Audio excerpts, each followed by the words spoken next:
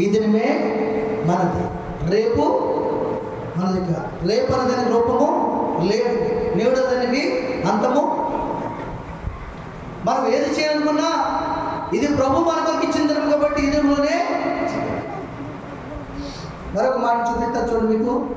84వ కీర్తన 4వ వచనం. 84వ కీర్తన 4వ వచనం.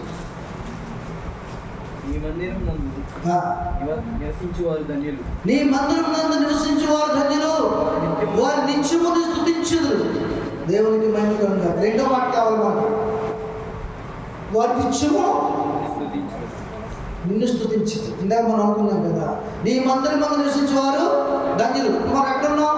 మన నివాసాలు వేరు వేరుగా ఉన్నాయి మన బతకడానికి. కానీ ఆదివారం ఒక నివాసం ఉంది, ఆ నివాసమే దేవుని మందిరము.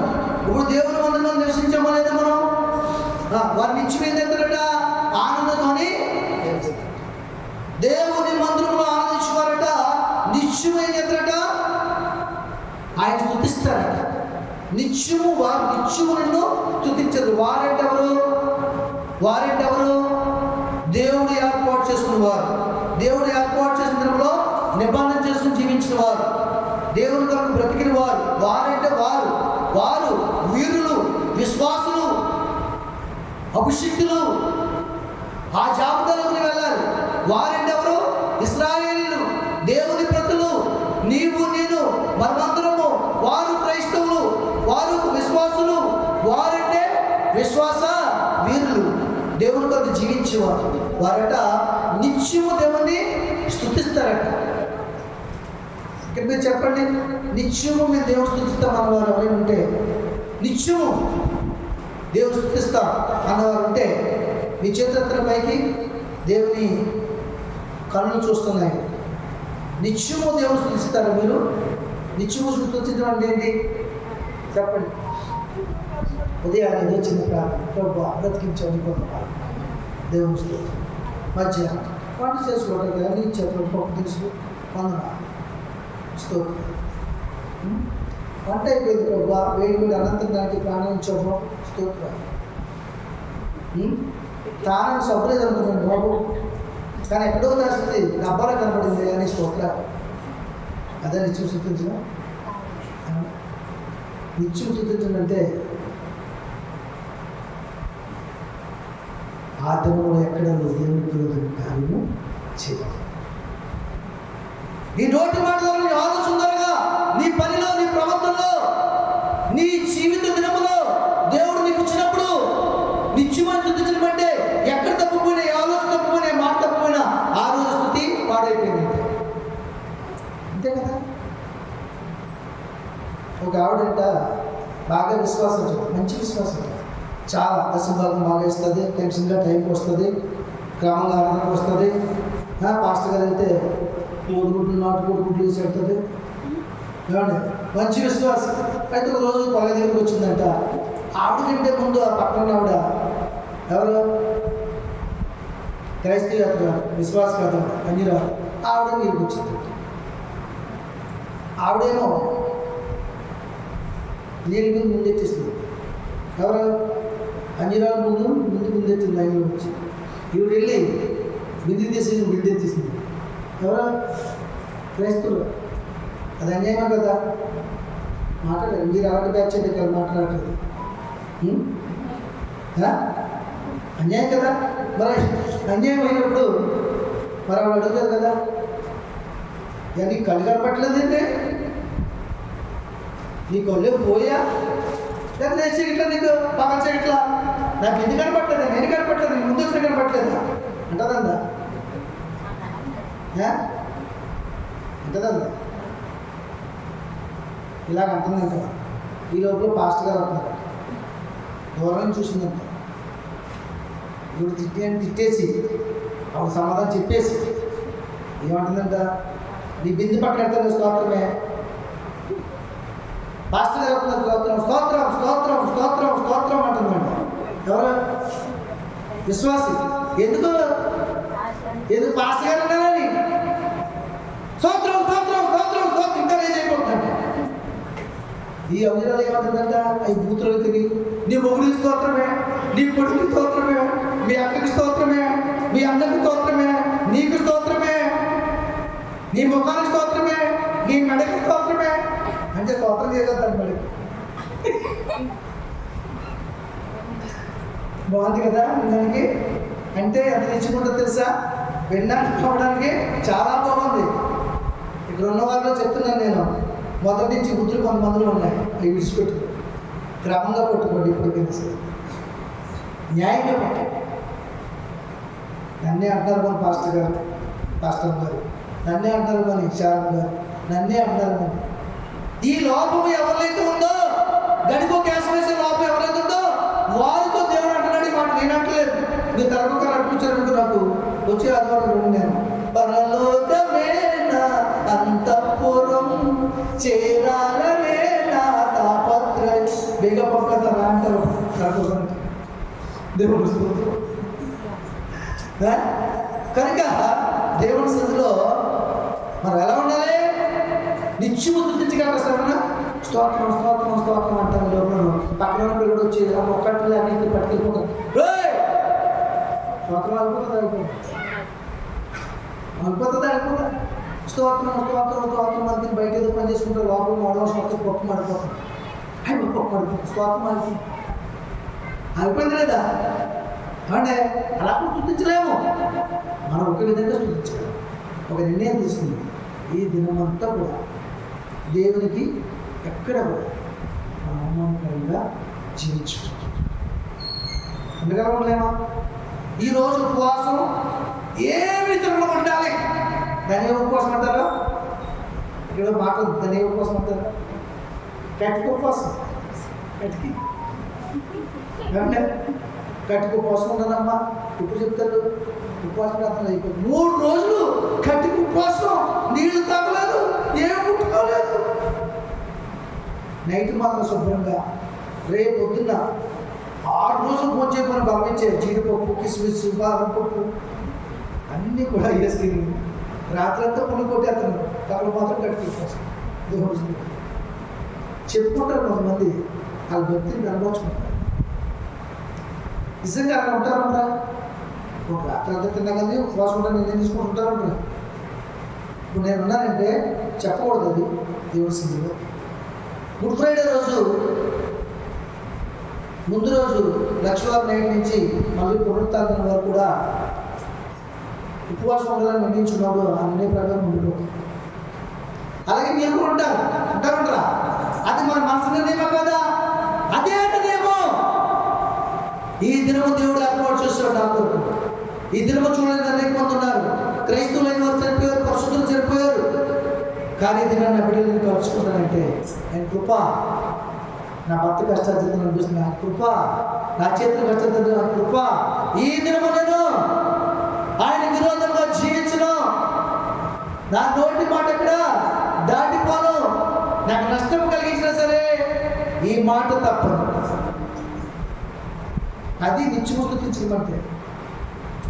అంతేగాని టీవీలో అక్కడ పాటలు ముక్కలు తెచ్చుకుని నిత్యము స్తుతించిన నీ రుణము తీర్చలేను అని పాడితే చాలు. క్రైస్తవులంట అబద్ధాలు ఆడతారంట, అబద్ధాలే పాడతారంట. అబద్ధాలు ఆడతారంట, అబద్ధాలే. అది ఎలా తెలుస్తుంది నువ్వు అబద్ధం పాడవని? నీ పాట ఎవరన్నా నీ పాటనే ఒక 10 నిమిషాల తర్వాత నీకు ఏదైనా నష్టం కలిగిందో అక్కడికి వెళ్ళి క్యాప్లేసేవాళ్ళని ఎక్కించుకోవచ్చు మాటలతోటి. ఇందాకంతా చుత్తితే కదే ఉంటుందంట. ఇందాకంతా చుత్తితే అన్నా కదా. ఓ డైలాగులు, ఓ గానాలని మళ్ళీ నిత్యం స్తుతించిన నేను తెచ్చిన. ఇప్పుడు నన్ను తిడుతున్నావు అంటారంటరా? అది తిడుతుంది కదా ఈ స్వభావం. లోపల ఉన్నది కాకి స్వభావము, పౌరు స్వభావము. మనకు నష్టం కలిగినప్పుడు, మన కష్టం ఏర్పడినప్పుడు అది బయటకు వచ్చేస్తుందంట. కొత్త తర్వాత అమ్మా నేను చాలా ఓర్పు వస్తుంటే ఓర్పుకే మాత్రం నేను అన్నవాళ్ళు కూడా కొన్ని సందర్భాలు ఓర్పు కోరుతారు. అది జరగకుండా ఉండాలంటే నిత్యము దేవుడి మాట మన హృదయంలో, ఆ మాటలు మనం జ్ఞాపకం చేసుకోవాలి. ఆ మాట మనకు గద్దిస్తుంది, బుద్ధి చెప్తుంది, మార్పు తప్పిపోతున్నా తెలియజేస్తుంది. ఇది నీకు తగునా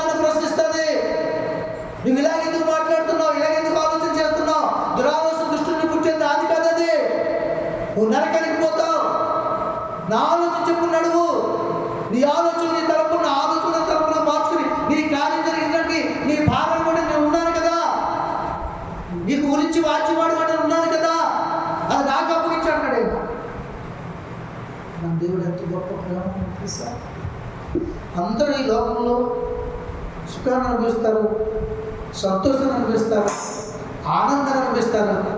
నా దేవుడైతే మనందరి కోసం మరణాన్ని అనుభవించలేదు. మా శుక్రవారం ఇచ్చిన మెసేజ్ మార్నింగ్ టైంలో మరణాన్ని అనుభవించేవారు అనుకుంటారా?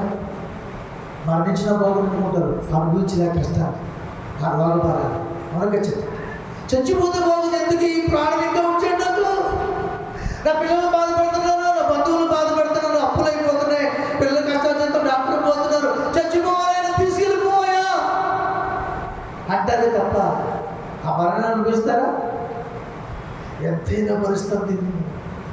ఆయన మీరు డబ్బు ఖర్చు పెట్టుకురా, నేను బ్రతకాలంటే బ్రతుకుతాను దేవుడి చిత్రంలో, లేదంటే తీసుకెళ్తాడు. దీనికోసం మీ బిడ్డల నోటితో ఉన్నటువంటి కష్టార్జితాన్ని మీరు ఎంతగా పాటు చేయదు.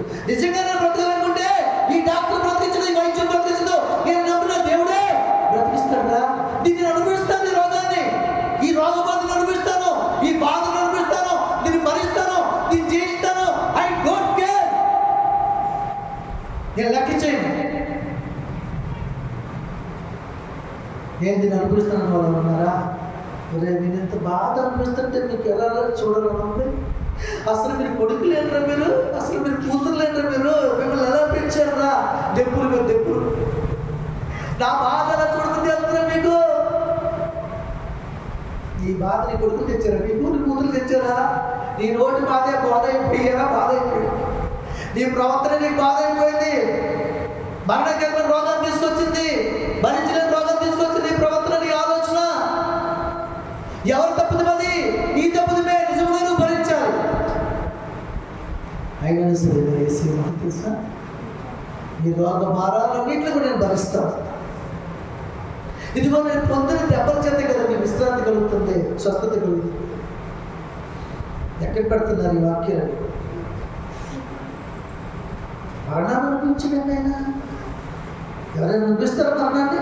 అనేకుల పాప భారము తండ్రి అయిన దేవుడు ఆయన మీద పోవడం భయంకరమైన వ్యాధి చెమట రక్తంగా మారిపోయిందండి. చెమట రక్తంగా మారిపోయిందండి. దేమంతా నలుకొట్టుకుంది. సో భరించిన బాధ శరీరంతో కంటే బట్టి శరీరంతో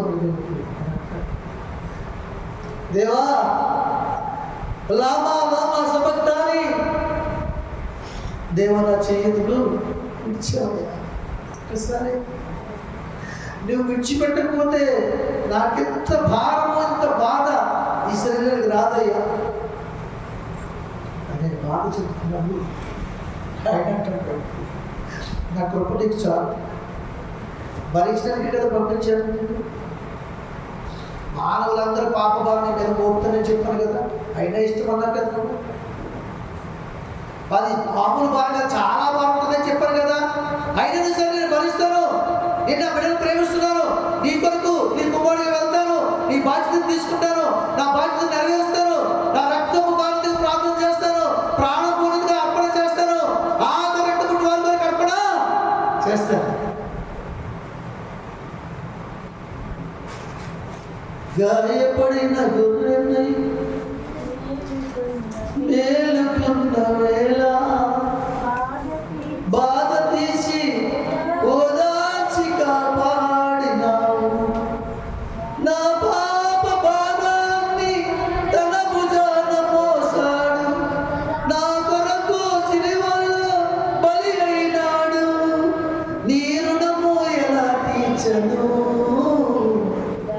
ఈ బంధాన్ని ఎలా మరువను, నీ రుణము ఎలా తీర్చను. ముందర కాళ్ళకు బంధం వేస్తాను కదా. దేవుడు రుణం ఎలా తెచ్చాలో తెలియదా? మనుషుల రుణం ఎలా తెచ్చాలో తెలుసా నీకు? నిజంగా తెలియదా? నీకు తెలియకపోతే ఇక్కడ చెప్తున్నాడు ఎలా తెచ్చాలంటే, ఈ దినమంతా కృతజ్ఞత కలిగి ఉండాలి, నిబంధన చేసుకోవాలి, శరీర ఇచ్చల వాంఛలు విడిచిపెట్టాలి, ప్రవర్తన మార్చుకోవాలి, పరిశుద్ధిగా జీవించాలి. పరలోక రాజ్యమందు ఆయన కుమారుడు కోసం కూర్చొని యోగ్యతని ప్రవేశించుకోవాలి. ఆయన ఇష్టాన్ని నెరవేర్చాలి. నీ ఇష్టాన్ని మర్చిపోవాలి, ఆయన చిత్తాన్ని జరిగించాలి. అలా తెచ్చగలరు. మనమేమంట నీ రుణము ఎలా తీర్చను.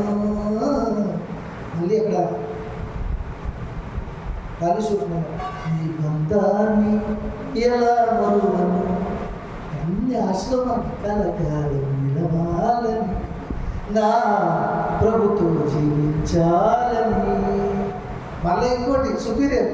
ఏనాటితో ఈ రుణబంధము, నా యేసుతో ఈ సంబంధము, క్రీస్తేసుతో ఈ సహవాస బంధం, విశ్వాసిగా నా జన్మానికి ధన్యం. దేవునికి మెప్పు. ఇలా పాడొచ్చా మనం అండి? ఆయన రుణం ఎలా తీర్చాలో మనం చెప్పడం లేదైనా? ఎలా చేస్తే రుణం తీర్చో చెప్పట్లేదా? నువ్వు తీర్చట్లేదు. ముందుదాని వైపుకి ఎక్కొట్టేసి వాళ్ళు ఏం చేస్తారంట? రేపెత్తా అంటారంట. మనగా చెప్పండి, ఏమన్నా అంటారట, వాయిదాలు పడుతుంటారట. విసుగుపోయి అది దేవుని స్తోత్రం. లేబులో ఉన్నప్పుడు మన లైఫ్లో కూడా అలాంటి సందర్భం జరిగింది. కానీ ఇప్పుడు దేవుడు కలిగించి ఒక స్తోమత కలుగజేసి కష్టార్జితాన్ని ఆశ్రదించి మన లెక్కలు కారు చూసి భావించేటప్పుడు ఎవరికైనా సరే మనం సంతోషపరిచే విధంగా ఇష్టం వీలుగా తీసుకోవాలి, ముందుకెళ్ళాలి. వాళ్ళని మనసు బాధపడకుండా సమాధానం చెప్పాలి, వాళ్ళ సమాధానం చెప్పాలి. దేవుని స్తోత్రం. హల్లెలూయా. కనుక ఆయన ఏం చెప్తున్నాడంటే 80 ఇక్కడ ఏంటో చూసాం మనం 84 కీర్తన 4వ వచనంలో యెహోవా మందిరమునందు నివసించే వద్ద మీరు నిత్యము ఆయన్ని స్తుతిస్తారు. దేవునికి మహిమ కలుగును. హల్లెలూయా. మరొక విషయాన్ని